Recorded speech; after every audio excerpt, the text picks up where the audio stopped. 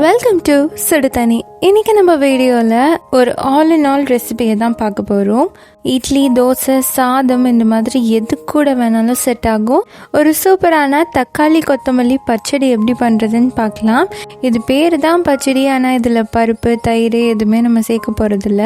ரொம்ப ஈஸியான one pot recipe. பேச்சுலர்ஸ்க்கெலாம் இது ரொம்ப ஈஸியாக இருக்கும் பண்ணுறதுக்கு. இதோட இன்க்ரீடியன்ஸை நான் டிஸ்கிரிப்ஷன் பாக்ஸில் கொடுக்குறேன். இப்போ வாங்க செஞ்சு சமைக்கலாம். ஃபர்ஸ்ட் இதுக்கு ஒரு கடாயில் 1 டேபிள் ஸ்பூன் எண்ணெய் சேர்த்துக்கோங்க. எண்ணெய் சூடானதுக்கப்புறமா இதில் 1/4 கப் வேர்க்கடலை சேர்த்துக்கிறேன். இது நம்ம நல்லா ரோஸ்ட் பண்ணிக்கலாம்.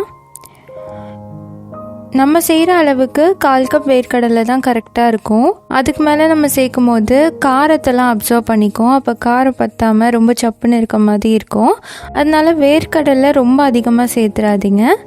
வேர்க்கடலை நல்லா ரோஸ்ட் ஆனதுக்கப்புறமா இதில் 1 டீஸ்பூன் சீரகம், 1 டீஸ்பூன் மல்லி, 4 பச்சை மிளகாய் சேர்த்துக்கலாம்.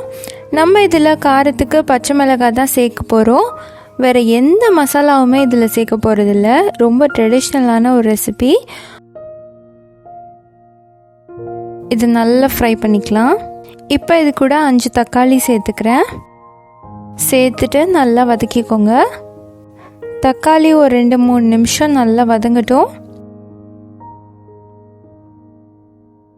கூட நேரம் வதங்கினாலும் தப்பில்லை, ஏன்னா இதை நம்ம வதக்கி அரைக்க தான் போகிறோம். இப்போ இந்த தக்காளியை ஒரு 5 நிமிஷம் நான் வதக்கியிருக்கேன். இப்போ இது கூட ஒரு கையளவு கொத்தமல்லி சேர்த்துக்கிறேன். நல்லா ஃப்ரெஷ்ஷாக சேர்த்துக்கோங்க. டேஸ்ட் ரொம்பவே நல்லாயிருக்கும், ஃப்ளேவரும் சூப்பராக இருக்கும். இப்போ கொத்தமல்லியும் சேர்த்துட்டு நல்லா வதக்கிடலாம். இதோட ஒரு 1/2-3/4 டீஸ்பூன் உப்பு சேர்த்துக்கலாம். அதோட ஒரு சின்ன எலுமிச்சம்பழம் அளவு புளி அப்படியே சேர்த்துக்கிறேன். இதை நம்ம கரைசல் எதுவுமே எடுத்து சேர்க்கல, அப்படியே டைரெக்டாகவே புளி சேர்த்துக்கலாம். ஏன்னா நம்ம இதை அரைக்க தான் போகிறோம். இதை சேர்த்து நல்லா வதக்கிட்டிங்கன்னா நல்லா சாஃப்ட் ஆகிடும். இப்போ ஈஸியாக அரைப்பட்டுரும். இப்போ இதையும் சேர்த்துட்டு நல்லா வதக்கிடலாம். இந்த தக்காளி நல்லா சாஃப்டாக வதங்கணும் இருக்கட்டும். இப்போ பார்த்தீங்கன்னா ஒரு 10 நிமிஷம் நான் அப்பப்போ கிண்டி விட்டுருக்கேன். நல்லா சாஃப்டாக வதங்கியிருக்கு. இப்போ இதை நல்லா ஆற வச்சுருங்க. கடைசியாக இதில் 4 பல் பூண்டு சேர்த்துக்கோங்க. இந்த பூண்டை வதக்கணுன்ட்டு அவசியம் இல்லை, பச்சையாகவே நம்ம அரைக்கலாம். சும்மா சேர்த்துட்டு ஒரு மிக்ஸ் கொடுத்துட்டு நான் இதை ஒரு மிக்சியில் மாற்றிக்கிறேன். இது நல்லா ஆறினதுக்கப்புறமா அரைச்சி எடுத்துக்கோங்க. இப்போ இது ரெடியாக இருக்குது. அடுத்து நம்ம தாளிப்பு ரெடி பண்ணிடலாம்.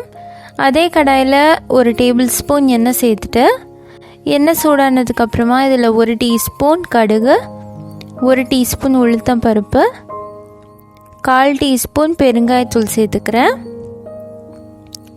இது நல்லா பொரியட்டும். பொரிஞ்சதுக்கப்புறமா இதில் 2 வரமிளகாய் சேர்த்துட்டு நம்ம அரைச்சி வச்சுருக்க இந்த மிக்ஸை இதில் சேர்த்துடலாம். சேர்த்துட்டு நல்லா மிக்ஸ் பண்ணி விட்டுருங்க. அவ்வளோதான், நம்மளோட தக்காளி கொத்தமல்லி பச்சடி சூப்பராக ரெடி ஆகிடுச்சு. இது ரொம்பவே ட்ரெடிஷ்னலான ஒரு ரெசிபி. இதை சாதத்தோடு சாப்பிட்றதுக்கு ரொம்பவே அட்டகாசமாக இருக்கும். அதுவும் நீங்கள் தயிர் சாதம் பண்ணிவிட்டு இதை கொஞ்சம் திக்காக அரைச்சி துவையல் மாதிரி சாப்பிட்டா அவ்வளோ சூப்பராக இருக்கும். அது மட்டும் இல்லாமல் இட்லி, தோசை இந்த மாதிரி எது கூட வேணாலும் நம்ம சாப்பிட்லாம். ஒரு ஆல் இன் ஆல் ரெசிபி, எல்லாத்தோடையும் செட் ஆகும். அதுவும் சும்மா சொல்லலை, டேஸ்ட் ரொம்பவே சூப்பராக இருக்கும். கண்டிப்பாக இந்த சூப்பரான ரெசிபியை நீங்களும் ட்ரை பண்ணி பாருங்கள். இந்த ரெசிபியை ட்ரை பண்ணி பார்த்தீங்கன்னா எப்படி இருந்துச்சுன்னு சொல்லி கமெண்ட்டில் சொல்லுங்கள். இந்த வீடியோ உங்களுக்கு பிடிச்சிருந்தால் லைக் பண்ணுங்கள். சுடுதண்ணி சேனலை சப்ஸ்கிரைப் பண்ணுங்கள். தேங்க்யூ.